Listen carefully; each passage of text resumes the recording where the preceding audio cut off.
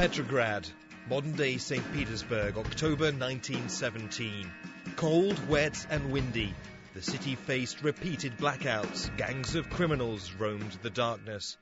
Here, Lenin and the Bolshevik movement had decided it was time to crown the revolution. There were certain things which everybody expected to be done, which were not done.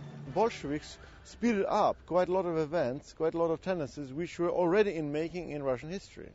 A deposed Tsar, poverty, unrest and an unpopular provisional government, headed by moderate Alexander Kerensky, all the right ingredients to seize power. Lenin wanted to overthrow Kerensky's government before they could be legitimized in elections later on in that year. But the reality was, in Petrograd at that time, Kerensky's government didn't have much support at all. The opposition was weak. 2 days earlier, the Bolsheviks in Estonia led a successful uprising. Now it was the capital, Petrograd's turn. Throughout the day, Lenin was in the streets and barracks directing forces. As the night closed in, the plan was activated. At 9:45 in the evening, the signal was given. The Aurora battleship, then stationed just outside the Winter Palace, further down the river Neave, fired a blank shot, mobilizing the masses that had surrounded the palace to action. They raced across this colossal square outside the Winter Palace. This was the only part of the city not under Bolshevik control. They were armed and dangerous and looking for a fight.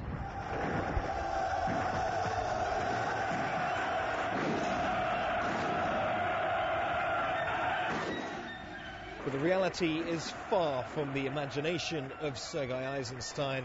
The assault was pretty much led by a crack group of about 50 men or so.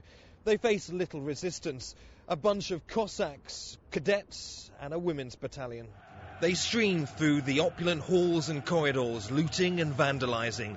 Then, the Aladdin's Cave, what's believed to have been the largest wine cellar in the world. Meanwhile, on the other side of Petrograd, delegates had arrived here at the Smolny Institute, then the Senate. Imagine in this building, hot, sweaty Bolsheviks.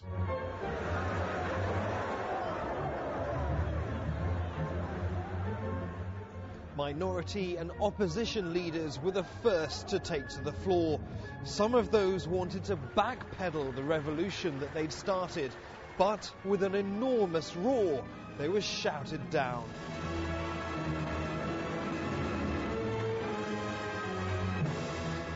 Then Lenin showed up. Many in the Senate had never seen the man in the flesh before, and like a true political rock star, Trotsky describes how he grabbed the side of the lectern and began to speak. He called a number of decrees, one for peace, one for the redistribution of land to the people. Power was then handed over to the Second All-Russian Congress of Soviets. The revolution was ratified. Its impact would be far-reaching.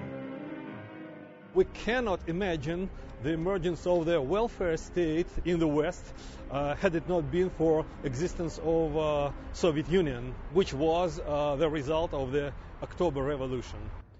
Back at the Winter Palace, the crowning jewel of the Russian Empire had fallen to the people. The capital was theirs, but what about the country?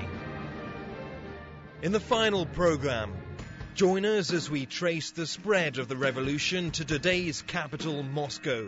So far, it failed. Its impact on Russia and beyond. Social polarization is, of course, social dynamism.